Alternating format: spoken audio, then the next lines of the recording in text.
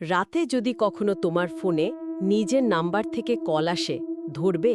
এখান থেকেই আমরা আজকের আলোচনাটা শুরু করতে চাই। তাহলে গল্পের কথক জানাচ্ছেন যে তিনি ফোনটা ধরেছিলেন আর সেই রাতেই বুঝে গিয়েছিলেন যে তিনি আর একা নন। আচ্ছা। ঘটনার শুরু রাত 2:17-তে। সময়টা উনি এত নিখুঁতভাবে জানেন কারণ ওর বেডসাইড টেবিলের ঘড়ির কাঁটা ঠিক ওই সময়ই থেমে গিয়েছিল। ও আর ঠিক তখনই ফোনটা বেজে ওঠে। স্ক্রিনে কোনো অচেনা নম্বর নয়, কোনো নামও নয়, লেখা আমি। আর দেখুন, এখানেই কিন্তু প্রথম মনস্তাত্ত্বিক ধাক্কাটা আসছে। মানে নিজের নাম। হ্যাঁ, আমি বা সেলফ, এটা তো আমাদের পরিচয়ের সবচেয়ে পরিচিত একটা চিহ্ন। কিন্তু সেটাই যখন একটা ইনকামিং কলের উৎস হয়ে যায়, তখন পরিচিত জিনিসটাই ভয়ঙ্কর হয়ে ওঠে। তো কথকও প্রথমে হেসেছিলেন, ভেবেছিলেন এটা কোনো সফটওয়্যার বাগ বা বন্ধুদের মজা। স্বাভাবিক। কিন্তু ফোনটা ধরতেই তার শরীর ঠান্ডা হয়ে যায়, কারণ ওপাশ থেকে তার নিজেরই গলা শোনা যায়। আর সেই কণ্ঠস্বর বলে, তুই ফোনটা ধরিস না, প্লিজ ধরিস না। নিজেরই গলা? হ্যাঁ, যখন তিনি কাপা গলায় জিজ্ঞেস করেন, তুই কে, উত্তর আসে, আমি তুই, 5 মিনিট পরের তুই, আর লাইনটা কেটে যায়। ফোনটা কেটে যাওয়ার সাথে সাথে ফ্ল্যাটের সব আলো দপ করে নিভে যায়।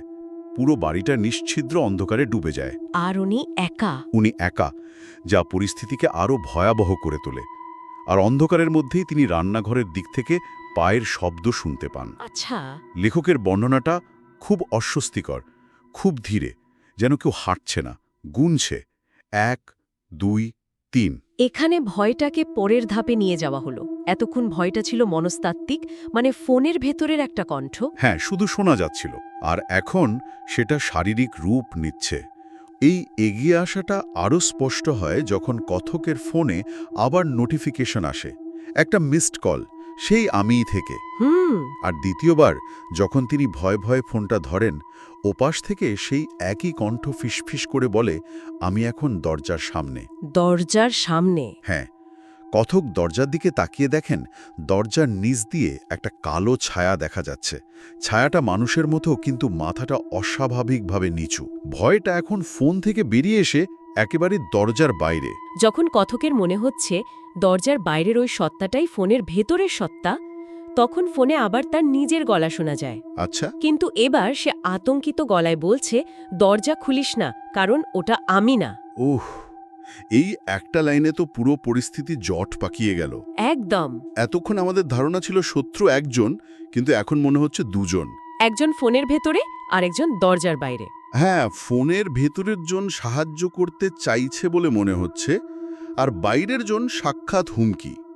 এই বিভ্রান্তির মধ্যেই দরজায় 3 বার টোকা পড়া সাউন্ড হয়, খুব শান্ত কিন্তু হুম খুব ভারী টোকা। হুম আর ঠিক সেই মুহূর্তে ফোনে একটা ভয়েস মেসেজ আসে। হুম কথক যখন সেটা প্লে করেন, তিনি শুনতে পান তার নিজেরই কান্নার মতো স্বর বলছে, আমি ভুল করেছি, আয়নার সামনে দাঁড়ানো উচিত ছিল না। হুম আর কথক এই ভয়েস মেসেজ শুনেই কাঁপতে কাঁপতে বাথরুমের দিকে তাকান। তিনি যা দেখেন, মানে তা সম্ভবত গল্পের সবচেয়ে শীতল মুহূর্তগুলোর একটা। কি দেখেন? তিনি দেখেন আয়নার ভেতরে তিনি নিজেই দাঁড়িয়ে আছেন, কিন্তু সমস্যা হলো বাস্তবের তিনি পাথরের মতো স্থির, নড়ছেন না। আচ্ছা। অথচ আয়নার ভেতরের আমি হাসছে, আর সেই হাসিটা মানুষের হাসি নয়। আয়নার ভেতরের সত্তাটা ঠোঁট নাড়ে, কিন্তু শব্দটা আসে ফোন থেকে। কথাটা হলো, এখন তোর পালা। ওহ। আর এরপরই ফোনটা নিজে থেকে ভিডিও কলে পরিবর্তিত হয়ে যায়। স্ক্রিনে কথক নিজের মুখটাই দেখতে পান, কিন্তু সেই মুখে চোখ নেই। চোখ নেই। চোখের জায়গায় শুধু দুটো কালো গভীর গর্ত। আর সেই চোখবিহীন মুখটা বলে ওঠে, যখন ফোনটা আবার বাজবে, তখন তুই আর তুই থাকবি না। এটা হলো আত্মপরিচয় বিলুপ্তির চূড়ান্ত আতঙ্ক। এরপরই ফোনটা আবার বেজে ওঠে। স্ক্রিনে সেই একই নাম, আমি। কথক জানিয়েছেন তিনি ফোনটা ধরেননি। আচ্ছা। এখানেই গল্পটা শেষ হয়ে যেতে পারত, একটা ভয়ঙ্কর অভিজ্ঞতার স্মৃতি হিসেবে। কিন্তু এখানেই লেখক সবচেয়ে অপ্রত্যাশিত এবং আমার মতে সবচেয়ে বুদ্ধিদীপ্ত মোচড়টা দেন। হ্যাঁ, শেষ অংশটা পুরো খেলার নিয়মই পাল্টে দেয়। গল্পের কথক বলেন, কিন্তু সমস্যা একটাই, এই গল্পটা আমি বলছি না, শেষ লাইনগুলো সরাসরি সেই শ্রোতা বা পাঠককেই উদ্দেশ্য করে লেখা। আর এখন তোর ফোনে যদি অচেনা নাম্বার থেকে কল আসে, ওটা কেটে দিস না, কারণ শেষ কলটা তোরই হতে পারে। এখানে এসে গল্পটার গল্প থাকে না, একটা সতর্ক বার্তায় পরিণত হয়, বা অভিশাপে। হ্যাঁ। এই কৌশলের মাধ্যমে শ্রোতা আর নিষ্ক্রিয় দর্শক থাকে না, সে গল্পের সম্ভাব্য ভুক্তভোগীতে পরিণত হয়। ভয়টা আর গল্পের পাতায় বা অডিও ফাইলের মধ্যে সীমাবদ্ধ থাকে না। এটা মনে গেঁথে যায়। ঠিক।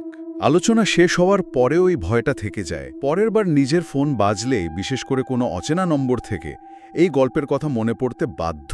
ভয়টা এখন আর কথকের নয়, ভয়টা শ্রোতার ব্যক্তিগত হয়ে যায়। তাহলে সব মিলিয়ে যদি দেখি, একটা সাধারণ ফোন কল থেকে শুরু হয়ে গল্পটা কিভাবে আত্মপরিচয় বিলুপ্তির চূড়ান্ত আতঙ্কে পরিণত হলো, তা সত্যিই অসাধারণ।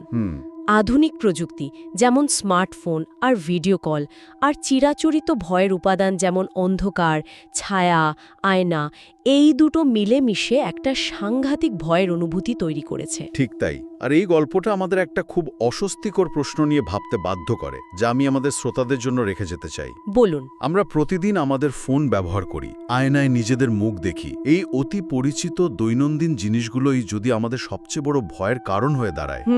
এই গল্পে আয়না এবং ফোন সত্তা চুরি করার মাধ্যম।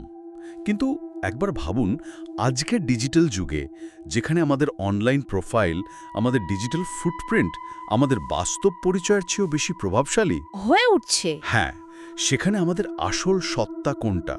আমরা কি নিজেরাই নিজেদের ডিজিটাল ডপেলগ্যাঙ্গার তৈরি করছি না? যদি তাই হয়, তাহলে আসল আর নকলের মধ্যে সীমারেখাটা কোথায়? এই প্রশ্নটাই হয়তো এই গল্পের আসল ভয়।